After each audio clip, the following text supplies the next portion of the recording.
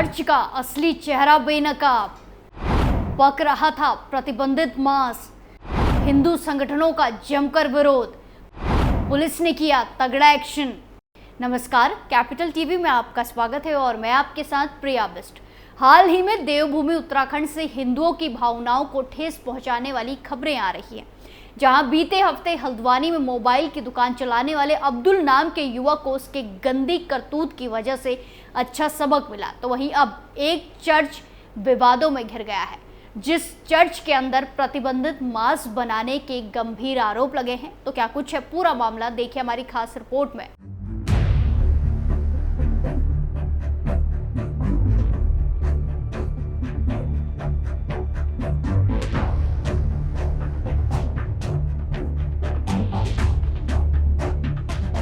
उत्तराखंड के नैनीताल जिले में उस वक्त हड़कंप मच गया जब एक चर्च के अंदर प्रतिबंधित मांस बनाने का आरोप लगाकर हिंदू संगठनों ने रविवार 28 अप्रैल 2024 को हंगामा किया। आपकी जानकारी के लिए बता दें कि चर्च का नाम सेंट थेरेसा है। हैरानी की बात यह है कि इस चर्च में एक स्कूल भी चलता है। मामले की सूचना पर पुलिस और पशुपालन विभाग मौके पर पहुंचे। चर्च में मिले मांस के सैंपल लेकर जांच के लिए प्रयोगशाला भेज दिए गए हैं। तो चलिए इस मामले की हर एक कड़ी को आपको समझाते हैं। दरअसल जानकारी के मुताबिक ये घटना थाना क्षेत्र काठगोदाम की है। यहाँ के नैनीताल रोड पर सेंट थेरेसा चर्च है। इस चर्च में एक स्कूल भी चलता है जिसमें आसपास के कई बच्चे पढ़ते हैं। रविवार की दोपहर अचानक ही यहाँ हिंदू संगठनों का जमावड़ा लगना शुरू हो गया। वो चर्च के अंदर प्रतिबंधित मांस पकाने का आरोप लगा रहे थे। मामले की सूचना पुलिस को दी गई तो पुलिस फौरन ही मौके पर पहुंच गई। धर्मांतरण का चलाया रैकेट, खुलासे से अफसर हुए हैरान। जहां फिर पुलिस ने हिंदू संगठनों को समझाकर शांत किया। इस मामले में तत्काल पशुपालन विभाग के अधिकारी और फूड इंस्पेक्टर बुलाए गए। पशुपालन विभाग के अधिकारियों ने चर्च के अंदर जाकर मिले पदार्थ के सैंपल लिए। इस सैंपलों को पुलिस की मौजूदगी में सील करके प्रयोगशाला भेजा गया है। बताया जा रहा है कि इनकी जांच ऋषिकेश के लैब में होगी, जिसकी रिपोर्ट कुछ दिनों बाद आएगी। वहीं सैंपल ले रहे अधिकारियों ने मीडिया में बयान देने से मना करते हुए सैंपलों की जांच रिपोर्ट आने तक प्रतीक्षा करने को कहा है।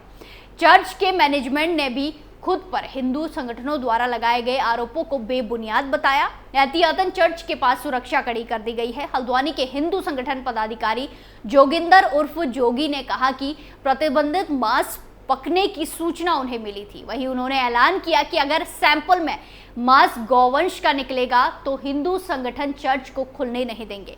साथ ही उन्होंने बताया कि घटना के दिन चर्च में कई लोगों की मौजूदगी थी जो हिंदू संगठन के कार्यकर्ताओं को देखकर निकल गए, भाग गए। आरोप है कि चर्च में धर्मांतरण की भी गतिविधियां संचालित होती हैं। उन्होंने प्रशासन से भी कड़ी से कड़ी कार्रवाई की उम्मीद जताई है। वहीं देखा जाए तो जिस तरह मुस्लिम आबादी देवभूमि में बढ़ रही है, उसी तरह ईसाई आबादी का भी ग्राफ बढ़ता ही जा रहा है। धीरे धीरे ऐसी भी घटनाएं सामने आ रही है जब दलित के बच्चों और बेटियों को नौकरी और मोटरसाइकिल देकर उन्हें ईसाई बना दिया जाता है। गांव के लोगों को लालच देकर उन्हें जीसस की आरतियां बांटी जाती हैं। उनके घरों में हिंदू देवी देवताओं की जगह यहोवा की आरती और जीसस के भजन टांगे जाते हैं। धर्मांतरण करने के लिए ये लोग दलित गरीब लोगों को टारगेट करते हैं और उन्हें पैसों का लालच देकर अपने धर्म में परिवर्तित कर देते हैं, जिसके चलते उत्तराखंड में पुष्कर सिंह धामी की सरकार ने जबरन धर्मांतरण को रोकने के लिए कानून को और सख्त किया था। ऐसा करने के बाद जबरन धर्मांतरण करने वालों को जमानत भी नहीं मिल सकती। साथ ही दोषी पाए जाने पर 10 साल की कैद और जुर्माने की सजा भी दी जाएगी। मुख्यमंत्री पुष्कर सिंह धामी ने कहा था कि उत्तराखंड देवभूमि है और यहाँ जबरन धर्मांतरण जैसी चीजें हमारे लिए खतरनाक हो सकती है। इसीलिए सरकार ने धर्मांतरण विरोधी कानून को सख्त बनाने का फैसला लिया। बता दें कि उत्तराखंड में 2018 में जबरन धर्मांतरण को रोकने के लिए कानून लाया गया था। उसमें 1 से 5 साल की कैद और SC/ST के मामले में 2 से 7 साल की कैद की सजा का प्रावधान था, लेकिन अब नए कानून में 10 साल की सजा का प्रावधान किया गया है। इतनी कड़ी सजा के बाद भी कुछ लोग अपनी हरकतों से बाज नहीं आते और गंदी करतूत को अंजाम देते हैं। जहां धर्मांतरण का एक मामला बीते दिनों सामने आया था। दरअसल ये पूरा मामला हल्द्वानी के कोतवाली क्षेत्र का था। यहाँ की रहने वाली एक महिला ने 25 अप्रैल गुरुवार को पुलिस में शिकायत दर्ज कराई। पीड़िता ने बताया कि उनकी 17 साल की नाबालिग बेटी कुछ दिनों पहले एक मोबाइल की दुकान दुकान पर रिचार्ज करने गई थी, जिसका नाम दिल्ली मोबाइल शॉप है और इस दुकान को अतरुद्दीन ऑपरेट करता है। अतरुद्दीन ने यहाँ पीड़िता का नंबर लिया। बाद में वो पीड़िता को गंदे गंदे मैसेज करने लगा। वहीं अतरुद्दीन द्वारा भेजे गए कुछ मैसेज के स्क्रीनशॉट भी सामने आए, जहां मैसेजों में नाबालिग लड़की बार बार अतरुद्दीन को भैया बोल रही है। हालांकि अतरुद्दीन खुद को भाई बोलने से उसे मना कर रहा है। वो पीड़िता को जबरन दोस्ती करने का दबाव बना रहा था। कई मैसेज उसने डिलीट भी कर दिए हैं। एक मैसेज में अतरुद्दीन ने पीड़िता को अपने सपने में देखने की भी बात कही। नाबालिग की मां ने अपनी शिकायत में ये भी बताया है कि अतरुद्दीन ने खुद को सिख यानी कि सरदार बताकर लड़की को गुमराह करने की कोशिश की थी। शिकायत के मुताबिक अतरुद्दीन यही नहीं रुका, वो लड़की का पीछा करके कॉलेज स्टॉप पर भी जाकर करने लगा। रास्ते में वो नाबालिग से छेड़खानी करता था और हाथ पकड़ने की भी कोशिश कर रहा था, जिसे परेशान होकर पीड़िता ने अपने एक परिचित को अतरुद्दीन की करतूत बताई। ऐसे में पीड़िता का परिचित शिकायत लेकर अतरुद्दीन की दुकान पहुंच गया, जहां अतरुद्दीन उसे झगड़ने और हाथापाई करने लगा। आरोप है कि उहालना देने पर अतरुद्दीन ने बोला कि जो करना है करो, मुझे किसी का डर नहीं लगता, मैं लड़की को सबके सामने उठाकर ले जाऊंगा। वहीं आरोपी ने पीड़िता के परिचित को भी जान से मार डालने की धमकी दी थी। महिला ने अपनी शिकायत में बताया था कि उनकी बेटी अतरुद्दीन की इस धमकी से बेहद डरी हुई है। पीड़िता ने खाना पीना छोड़ दिया है और मानसिक तनाव में रहने लगी है, उसकी हालत बिगड़ गई है। लड़की की मां ने अपनी बेटी के साथ किसी तरह की अनहोनी की भी आशंका जताई। वहीं पुलिस को दी गई शिकायत में अतरुद्दीन के खिलाफ कड़ी से कड़ी कार्रवाई करने की मांग की गई। वहीं पुलिस ने मामले की गंभीरता को देखते हुए अतरुद्दीन को हिरासत में लिया। मामले की जांच और कानूनी कार्रवाई की जा रही है। वहीं इस पूरे मामले में हल्द्वानी के बजरंग दल के एक कार्यकर्ता ने बताया कि आरोपी अतरुद्दीन हल्द्वानी के मुखानी रोड पर पूरे परिवार के साथ रहता है। वो लगभग पीड़िता से 10 साल बड़ा है। इतना ही नहीं, अतरुद्दीन के पास दुकान चलाने का वैध कागजात भी नहीं है। उन्होंने अतरुद्दीन के मोबाइल में कई अन्य हिंदू लड़कियों के नंबर भी पाए और उनसे आपत्तिजनक चैट्स भी मिली हैं। जैसे कि हमने देखा, इस मामले में नाबालिग हिंदू लड़की को जिहाद के जाल में फंसाने की कोशिश की गई थी, लेकिन उससे पहले ही उसे बचा लिया गया। लेकिन कई लड़कियां जिहाद की शिकार हो जाती हैं। जहां देश में लव जिहाद के मामले बढ़ते ही जा रहे हैं, देश में कोई ना कोई राज्य में मामला सामने आता है जिसमें देखा जाता है कि आए दिन जिहादी हिंदू लड़कियों को अपने झूठे प्रेम जाल में फंसाते हैं और फिर उनका उत्पीड़न करते हैं। वहीं देवभूमि से ये ताजा मामला सामने आया जो चिंता का कारण है। देखा जाए तो बीते सालों में उत्तराखंड में मुस्लिम आबादी असम के बाद सबसे ज्यादा बढ़ी है।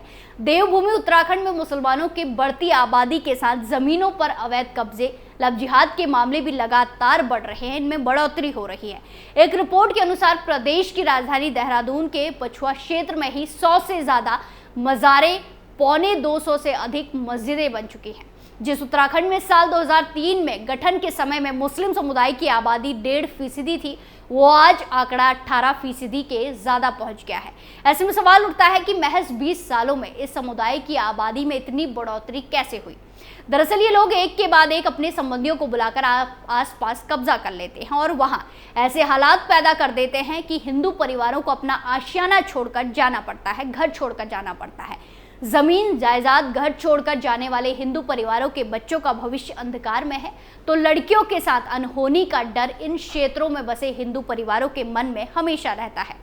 वहीं सूत्रों के मुताबिक कांग्रेस के 2 मुख्यमंत्रियों के कार्यकाल में इन क्षेत्रों में सबसे ज्यादा मुस्लिम परिवार बसाए गए, मजार और मस्जिदों की भरमार हो गई और इस आबादी के युवाओं को मस्जिदों से टारगेट तय कर बताया जाता था कि उन्हें किस प्रकार से काम करना है। कांग्रेस द्वारा मुस्लिम समुदाय को अवैध कब्जों के लिए बढ़ावा देने का सबसे बड़ा उदाहरण उत्तराखंड के हल्द्वानी, बनभुलपुरा, गफूर बस्ती का है। जहां अतिक्रमण हटाने का समय आया तो कांग्रेस के विधायक से लेकर पूर्व मुख्यमंत्री तक उनके पक्ष में खड़े हो गए और सुप्रीम कोर्ट तक चले गए। यहां तक कि रेलवे की जमीन को भी मुस्लिम समुदाय की जमीन बताने में कोई कसर नहीं छोड़ी। इसी इलाके में बीते महीने ऐसी हिंसा भड़की कि राज्य में कोहराम मच गया था। वहीं लव जिहाद की खबरें भी सामने आते रहती हैं, जो बहुत बड़ा चिंता का विषय है। साथ ही साथ ईसाइयों की भी आबादी अब बढ़ती ही जा रही है, जो देवभूमि के लिए एक बड़ा संकट है।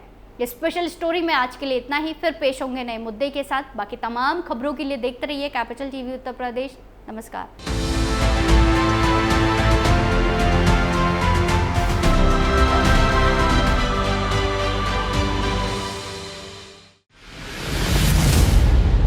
मैं राजनीति करता नहीं, पर राजनीति को बहुत गहरे तक समझता हूं। मैं लोगों के बीच रहता हूं, लोगों के मन को अच्छे से जानता हूं।